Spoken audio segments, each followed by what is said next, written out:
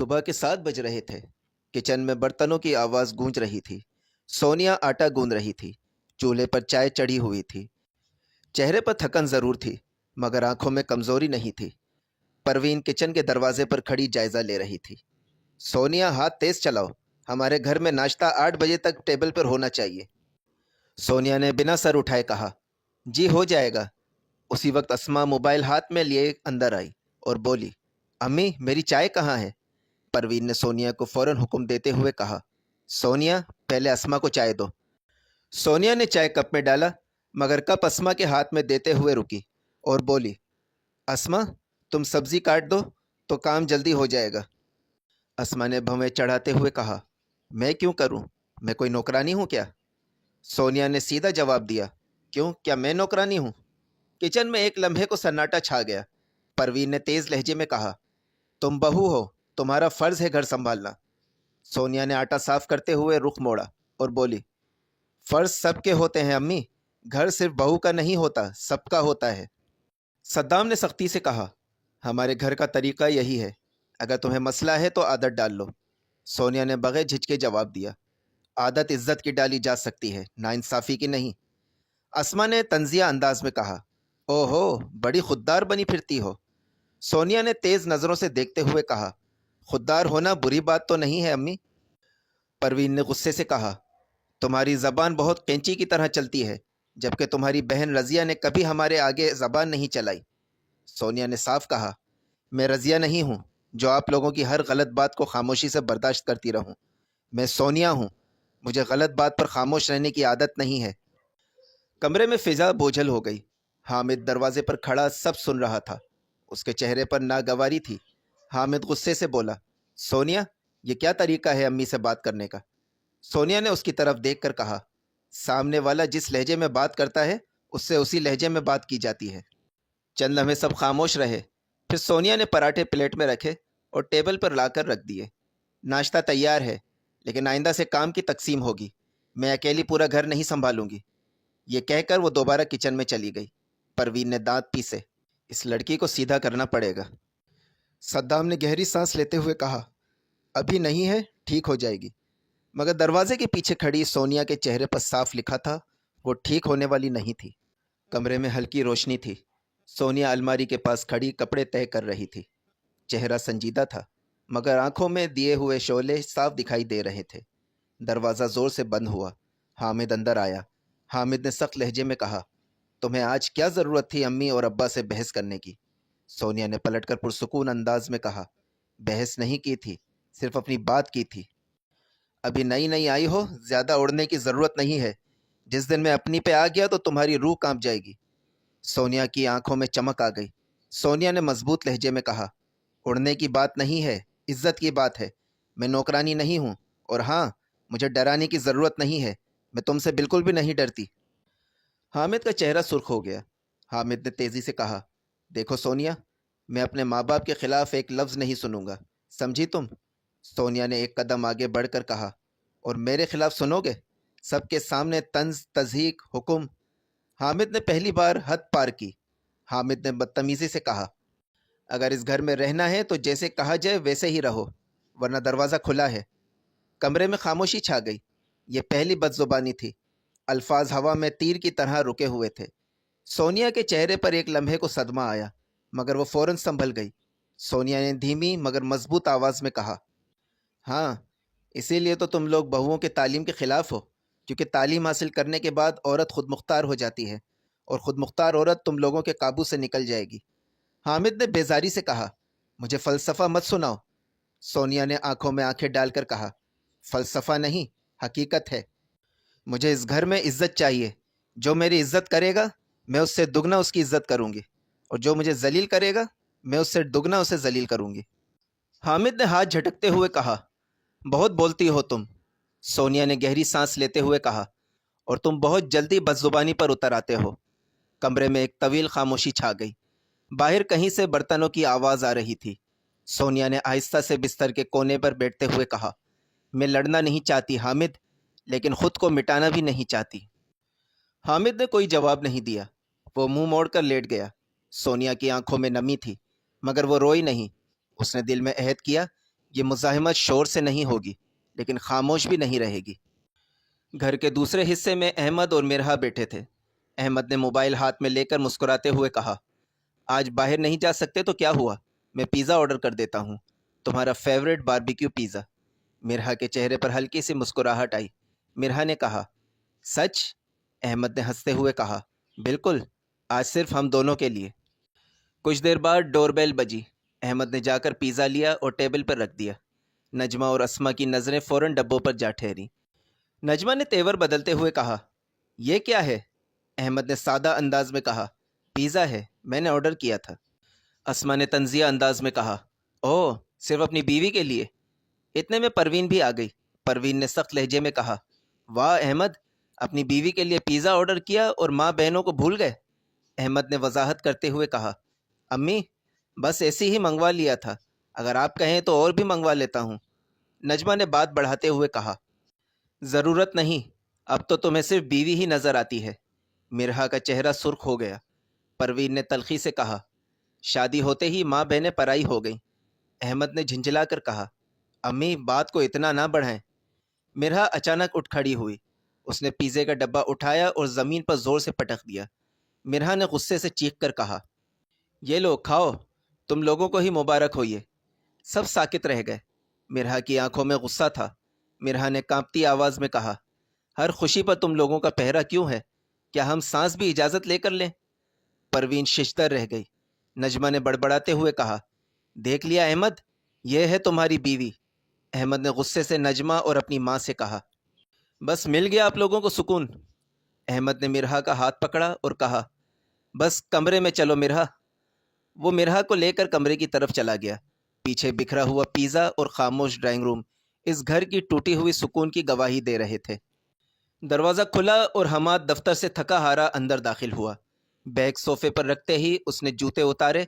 ابھی وہ پانی مانگنے ہی والا تھا کہ پروین تیزی سے اس کے پاس آ گئی۔ پروین نے شکایتی لہجے میں کہا، حماد، اپنی بیوی کو سمجھاؤ، آج اس نے حد کر دی۔ حماد نے پیشانی پر بل ڈالتے ہوئے کہا، اب کیا ہو گیا امی؟ پروین نے نم آنکھیں بنانے کی اداکاری کرتے ہوئے کہا، میں نے بس اتنا کہا تھا کہ کام ٹھیک سے کیا کرو، تو الٹا جواب دینے لگی۔ کہتی ہے سب مل کر کام کریں، ہمیں سکھا رہی تھی گھر چلانا۔ رضیہ کچن کے دروازے پر کھڑی سب سن رہی تھی۔ اس کے ہاتھ کانپ رہے تھے مگر آنکھوں میں خوف سے زیادہ بے بسی تھی۔ حماد نے تیزی سے آواز لگائی، رضیہ یہاں آؤ۔ رضیہ آہستہ قدموں سے ڈرائنگ روم میں آئی۔ حماد نے سخت لہجے میں کہا، امی سچ کہہ رہی ہیں؟ رضیہ نے دبی ہوئی آواز میں کہا، میں نے صرف اتنا کہا تھا کہ اگر اسما بھی تھوڑا سا ہاتھ بٹا دے تو کام آسان ہو جائے گا۔ پروین نے فوراً بات کاٹی، دیکھا، ابھی بھی لہجہ دیکھو اس کا۔ حماد کا غصہ بھڑک اٹھا۔ حماد نے چیختے ہوئے کہا، تمہیں کتنی بار کہا ہے امی سے زبان مت لڑایا کرو۔ رضیہ نے پہلی بار تھوڑا اونچا بولنے کی کوشش کی، میں نے زبان نہیں لڑائی، صرف اس سے پہلے کہ وہ بات مکمل کرتی۔ حماد کا ہاتھ فضا میں بلند ہوا اور ایک زوردار تھپڑ اس کے گال پر پڑا۔ کمرہ سناٹے میں ڈوب گیا۔ رضیہ لڑکھڑائی، اس کی آنکھوں سے آنسو بہنے لگے۔ اس کے دونوں بیٹے دروازے کے پیچھے سے خوفزدہ نظروں سے سب دیکھ رہے تھے۔ مرحا جو اوپر سے شور سن کر نیچے آئی تھی، یہ منظر دیکھ کر ساکت رہ گئی۔ مرحا نے آگے بڑھ کر غصے سے کہا، حماد بھائی، یہ کیا طریقہ ہے؟ اپنی بیوی کے ساتھ کوئی ایسا سلوک کرتا ہے؟ بنا تصدیق کے آپ نے بھابھی پر ہاتھ اٹھا دیا۔ حماد نے غصے سے پلٹ کر کہا، تم چپ کرو، یہ ہم میاں بیوی کا آپس کا مسئلہ ہے۔ مرحا نے ڈٹ کر جواب دیا، ظلم کبھی ذاتی مسئلہ نہیں ہوتا، سب کے سامنے ہاتھ اٹھایا ہے آپ نے۔ پروین نے تلخی سے کہا، مرحا، تم اپنے کام سے کام رکھو۔ مرحا نے سخت لہجے میں کہا، اگر بہو ہونا خاموش رہنے کا نام ہے تو معاف کیجیے، میں یہ نہیں کر سکتی۔ رضیہ آنسو صاف کرتے ہوئے دیوار کے ساتھ لگ گئی۔ اس کے چہرے پر سرخ انگلیوں کے نشان واضح تھے۔ حماد نے جھنجھلا کر کہا، سب کو میری ہی غلطی نظر آتی ہے، کوئی یہ نہیں دیکھتا کہ بیوی کیسی زبان چلاتی ہے۔ مرحا نے دھیمی مگر مضبوط آواز میں کہا، زبان سے زیادہ تکلیف ہاتھ دیتے ہیں حماد بھائی۔ چند لمحے کوئی کچھ نہ بولا۔ رضیہ نے کانپتی آواز میں کہا، میں نے کبھی آپ کی بے عزتی نہیں چاہی، لیکن اب بس، میں تھک چکی ہوں۔ حماد نے بے رخی سے منہ موڑ لیا۔ مرحا نے رضیہ کا ہاتھ تھاما۔ رضیہ کی آنکھوں میں اب صرف آنسو نہیں تھے، اندر کہیں ایک چنگاری جل اٹھی تھی۔ یہ پہلا تھپڑ نہیں تھا، لیکن شاید آخری ثابت ہونے والا تھا۔ گھر کے ہال میں سب بیٹھے تھے۔ حماد موبائل دیکھ رہا تھا۔ دونوں بچے کمرے کے ایک کونے میں کھلونا گاڑی سے کھیل رہے تھے۔ اچانک گاڑی میز سے ٹکرا گئی اور پانی کا گلاس گر کر ٹوٹ گیا۔ چھوٹا بیٹا سہم کر پیچھے ہٹ گیا۔ حماد نے غصے سے موبائل میز پر پٹخا اور چیخ کر کہا، یہ کیا بدتمیزی ہے؟ تم لوگ سکون سے نہیں بیٹھ سکتے؟ دونوں بچے کانپتے ہوئے ایک دوسرے کے پیچھے چھپ گئے۔ بڑے بیٹے نے ہکلاتے ہوئے کہا، ابو غلطی سے ہو گیا۔ حماد نے کرسی سے اٹھتے ہوئے کہا، ہر وقت غلطی، پہلے نقصان کرو پھر بولو غلطی سے ہو گیا ہے۔ رضیہ فوراً آگے آئی اور نرمی سے کہا، بچے ہیں، غلطی ہو جاتی ہے، میں صاف کر دیتی ہوں۔ حماد نے تیز لہجے میں کہا، تم ہی نے بگاڑا ہے انہیں، نہ تمہیں عقل ہے نہ انہیں عقل سکھائی۔ چھوٹا بیٹا ڈر کے مارے رونے لگا۔ بڑا بیٹا لب بھینچے آنسو روکنے کی کوشش کر رہا تھا۔ حماد نے ڈانٹتے ہوئے کہا، چپ، ایک آواز نہیں آنی چاہیے۔ دونوں بچے دیوار کے ساتھ لگ کر سہم گئے۔ رضیہ نے ٹوٹے ہوئے گلاس کے ٹکڑے سمیٹتے ہوئے اپنے بچوں کی آنکھوں میں خوف دیکھا، وہ خوف جو باپ سے نہیں ہونا چاہیے تھا۔ مرہا کچن میں چائے بنا رہی تھی۔ جب رضیہ آہستہ سے اندر آئی، چہرہ بجھا ہوا تھا۔ مرہا نے چونک کر کہا، بھابھی آپ ٹھیک ہیں؟ رضیہ کی آنکھیں بھر آئیں۔ رضیہ نے دھیمی آواز میں کہا، مرہا، میرے بچے اپنے باپ سے ڈرنے لگے ہیں۔ مرہا نے سنجیدگی سے کہا، میں نے کل دیکھا تھا، وہ دونوں کیسے سہم گئے تھے۔ رضیہ کی آواز لرزنے لگی۔ رضیہ نے کہا، میں کب تک برداشت کروں؟ کل رات بڑے والے نے کہا کہ وہ ابو کے سامنے نہیں آئے گا۔ مجھے لگا جیسے کسی نے میرا دل مٹھی میں لے لیا ہو۔ مرہا نے اس کا ہاتھ تھامتے ہوئے کہا، بھابھی آپ کو اپنے لیے اسٹینڈ لینا ہوگا۔ رضیہ نے بے بسی سے کہا، اور اگر حماد نے مجھے طلاق دے دی تو؟ میں بچوں کو لے کر کہاں جاؤں گی؟ مرہا نے مضبوط لہجے میں کہا، آپ تعلیم یافتہ ہیں، آپ کوئی جاب کر سکتی ہیں، اپنے پیروں پر کھڑی ہو سکتی ہیں۔ رضیہ نے تلخ مسکراہٹ کے ساتھ کہا، کہنے کو آسان ہے مرہا، معاشرہ عورت کو فوراً قصوروار ٹھہرا دیتا ہے۔ مرہا نے صاف کہا، ایسی شادی کا کیا فائدہ جس میں عزت نہ ہو، جہاں بچے خوف میں پلیں۔ رضیہ خاموش ہو گئی۔ اس کے چہرے پر سوچ کی پرچھائیاں تھیں۔ مرہا نے نرمی سے کہا، خوف میں جینا بھی تو مرنے جیسا ہوتا ہے۔ آپ مضبوط ہیں، بس خود کو کمزور سمجھنا چھوڑ دیں۔ رضیہ نے آہستہ سے سر جھکا لیا۔ رضیہ نے دھیمی آواز میں کہا، اس گھر میں میرے بچوں کی ساری شخصیت برباد ہو رہی ہے۔ میں اپنے بچوں کو اس ڈر میں بڑا نہیں کرنا چاہتی، لیکن ہمت نہیں جٹا پا رہی۔ مرہا نے اسے جوش دلاتے ہوئے کہا، اپنے بچوں کے بہتر مستقبل کے لیے آپ کو ہمت کرنی پڑے گی۔ آپ کی ہمت کرنے سے بچے خود کو محفوظ سمجھیں گے۔ رضیہ نے پہلی بار امید بھری نظروں سے مرہا کو دیکھا۔ باہر صحن میں دونوں بچے آہستہ آہستہ کھیل رہے تھے، مگر ہر اونچی آواز پر چونک جاتے تھے۔ ان کی وہ خاموش آہ رضیہ کے دل میں ایک فیصلہ بو رہی تھی۔ کمرے میں تنہائی تھی۔ سونیا بستر کے کنارے بیٹھی موبائل ہاتھ میں پکڑے ہوئے تھی، آنکھیں سوجی ہوئی تھی۔ کافی دیر ہمت جمع کرنے کے بعد اس نے نمبر ملایا۔ دوسری طرف سے آواز آئی۔ نائلہ نے فکر مندی سے کہا، ہیلو سونیا بیٹا، خیریت ہے؟ تمہاری آواز کیوں بجھی ہوئی لگ رہی ہے؟ سونیا کا ضبط ٹوٹ گیا۔ سونیا نے روتے ہوئے کہا، امی میں ٹھیک نہیں ہوں۔ نائلہ گھبرا گئی۔ اس نے کہا، کیا ہوا بیٹا؟ کسی نے کچھ کہا ہے؟ سونیا نے ٹوٹتی ہوئی آواز میں کہا، امی یہاں ہر بات پر تانا، ہر کام پر اعتراض۔ کل حامد نے میرے ساتھ بہت بدتمیزی کی، میں تھک گئی ہوں امی۔ فون اسپیکر پر تھا۔ جمشید بھی قریب آ گئے۔ جمشید نے سنجیدگی سے کہا، بیٹا سکون سے بات کرو، کیا ہوا ہے؟ سونیا چند لمحے خاموش رہی، پھر بولی، ابو یہ لوگ بہت ہی گھٹیا قسم کے ہیں، ہر وقت میرے خلاف حامد کے کان بھرتے ہیں، اور حامد میری کوئی بات سننے کو تیار نہیں ہے۔ اس کی ماں بہنیں اسے جو پٹیاں پڑھاتی ہیں وہ اسی پر یقین کرتا ہے۔ میں بہت بیزار ہو چکی ہوں اس ماحول سے۔ نائلہ کی آواز بھر آئی۔ وہ دوبارہ گویا ہوئی، میری بچی، ہم نے تمہیں ناز نخروں سے پالا ہے، تم وہاں ذلیل ہونے کے لیے نہیں بھیجی گئی۔ سونیا نے بے بسی سے کہا، امی میں کیا کروں، ہر روز ایک نیا طوفان آتا ہے۔ جمشید نے مضبوط لہجے میں کہا، اگر حالات حد سے بڑھ جائیں تو فوراً مجھے بتانا، میں تمہیں لینے آ جاؤں گا۔ سونیا نے آہستہ سے کہا، ابھی نہیں ابو، میں بس آپ سے بات کرنا چاہتی تھی، دل بہت بھرا ہوا تھا۔ نائلہ نے پیار سے کہا، ہم ہمیشہ تمہارے ساتھ ہیں، یاد رکھنا تم لاوارث نہیں ہو۔ فون بند ہوا تو سونیا کی آنکھوں میں آنسو تھے، مگر دل تھوڑا ہلکا ہو چکا تھا۔ اسی وقت مرہا آہستہ سے کمرے میں آئی۔ مرہا نے نرمی سے پوچھا، کیا بات ہے بھابھی، آپ رو رہی ہیں؟ سونیا نے آنسو پونچھتے ہوئے مصنوعی مسکراہٹ کے ساتھ کہا، نہیں، بس آنکھ میں کچرا چلا گیا تھا۔ مرہا اس کے پاس بیٹھ گئی۔ مرہا نے کہا، آپ مضبوط ہیں، بس خود کو کمزور سمجھنا چھوڑ دیں۔ دونوں خاموشی سے باتیں کر رہی تھی کہ دروازے کے پاس کھڑی اسما نے یہ منظر دیکھ لیا۔ اس کے چہرے پر ناگواری آ گئی۔ وہ فوراً ڈرائنگ روم میں بیٹھ گئی جہاں پروین بیٹھی تھی۔ اسما نے اشتعال دلانے والے انداز میں کہا، امی، آپ یہاں بیٹھ کر ڈرامہ دیکھ رہی ہیں اور وہاں آپ کی دونوں بہویں ساتھ بیٹھ کر نہ جانے کیا سازش کر رہی ہیں۔ پروین کا چہرہ سخت ہو گیا۔ پروین نے کہا، کیا مطلب؟ اسما نے نمک مرچ لگا کر کہا، دروازہ بند کر کے بیٹھی ہیں، 100% ہماری برائی کر رہی ہوں گی۔ پروین غصے سے اٹھ کھڑی ہوئی اور بولی، ابھی ان دونوں کے ہوش ٹھکانے لگاتی ہوں۔ پروین تیز قدموں سے سونیا کے کمرے میں داخل ہوئی اور اونچی آواز میں بولی، یہ کیا خسر پھسر لگا رکھا ہے تم دونوں نے؟ سونیا چونک گئی۔ سونیا نے کہا، کیا ہوا امی؟ ہم بس بات کر رہے تھے۔ پروین نے طنزیہ انداز میں کہا، ہاں، مجھے سب پتا ہے کیسی باتیں ہو رہی ہوں گی، ہمارے خلاف سازشیں کر رہی ہو۔ مرہا فوراً کھڑی ہو گئی اور غصے سے بولی، امی، حد ہوتی ہے الزام کی، ہم صرف بات کر رہے تھے۔ پروین نے تیزی سے کہا، تم دونوں ایک دوسرے کو ہمارے خلاف بھڑکا رہی ہو۔ سونیا نے ضبط کے ساتھ کہا، کوئی کسی کو نہیں بھڑکا رہا، ہم بس اپنے دل کا بوجھ ہلکا کر رہے تھے۔ پروین نے سخت لہجے میں کہا، اس گھر میں بہوؤں کے جتھے نہیں بنتے۔ مرہا کا غصہ بھڑک اٹھا۔ اس نے اونچی آواز میں کہا، یہ جتھا نہیں، دو انسان ہیں جو ایک دوسرے کو سمجھ رہے ہیں۔ اگر سچ بولنا سازش ہے تو ہاں، ہم قصوروار ہیں۔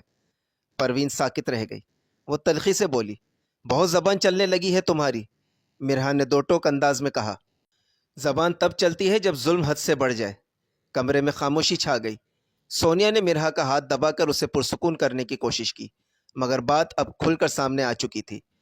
اس لمحے گھر کی دیواریں جان چکی تھیں، اب یہ بہویں خاموش نہیں رہنے والی تھیں۔ ٹی وی لانچ میں ماحول کشیدہ تھا۔ پروین صوفے پر بیٹھی چائے پی رہی تھی۔ جب دروازے کی گھنٹی بجی، ملازمہ نے دروازہ کھولا۔ سامنے نائلہ اور جمشید کھڑے تھے۔ نائلہ کے چہرے پر سنجیدگی تھی۔ پروین نے رسمی مسکراہٹ کے ساتھ کہا، آئیں، کیسے آنا ہوا؟ نائلہ نے بنا وقت ضائع کیے کہا، اپنی بیٹی کی خبر لینے آئی ہوں۔ پروین نے تیور بدلتے ہوئے کہا، کیوں، خیریت؟ کیا ہوا ہے سونیا کو؟ نائلہ نے سیدھی آنکھوں میں دیکھ کر کہا، میں نے اپنی بیٹی کی شادی حامد سے اس لیے نہیں کروائی کہ آپ لوگ اسے نوکرانی بنا دو۔ ایک تو زبردستی حامد کو میری بچی کے سر پہ مسلط کیا، اس کی تعلیم وغیرہ سب چھڑوا دی، اور شادی کے بعد اسے ذہنی ٹارچر کر رہے ہو۔ کمرے میں خاموشی چھا گئی۔ جمشید نے تحمل سے کہا، ہم لڑائی کرنے نہیں آئے، بس یہ جاننے آئے ہیں کہ آپ لوگوں کو ہماری بیٹی سے مسئلہ کیا ہے۔ پروین نے طنزیہ انداز میں کہا، ہمیں بھلا آپ کی بیٹی سے کیا مسئلہ ہو سکتا ہے؟ آج کل کی لڑکیاں ذرا سی بات برداشت نہیں کرتی۔ سسرال کو اپنا گھر سمجھیں تو مسئلہ ہی نہ ہو۔ نائلہ کا صبر جواب دے گیا۔ نائلہ نے بلند آواز میں کہا، گھر وہ ہوتا ہے جہاں عزت ملے۔ اگر روز تانے ملیں، شوہر ساس نندے بدزبانی کریں تو عورت کے صبر کا پیمانہ بھی لبریز ہو جاتا ہے۔ پروین نے سختی سے کہا، تو اپنی بیٹی کو سمجھاؤ، اب وہ کنواری نہیں ہے، شادی شدہ ہے۔ ظاہر ہے سسرال میں مائکے جیسے ناز نخرے تو نہیں اٹھائے جاتے، یہی اس معاشرے کا اصول ہے۔ نائلہ نے دو ٹوک لہجے میں کہا، اصول اگر ظلم پر مبنی ہو تو بدلنے پڑتے ہیں۔ میں آپ کو صاف صاف بتا رہی ہوں، میری بیٹیاں مجھ پر بوجھ نہیں ہے۔ یہ کہہ کر وہ دونوں کھڑے ہوئے اور نکل گئے۔ فضا میں تناؤ بڑھتا جا رہا تھا۔ اسی وقت گھر کے دوسرے حصے میں مرہا اپنے کمرے میں بیڈ پر لیٹی تھی۔ اس کا سر احمد کی گود میں تھا۔ احمد نرمی سے اس کے بالوں میں انگلیاں پھیر رہا تھا۔ مرہا نے آہستہ سے کہا، کب تک یہ سب چلے گا احمد؟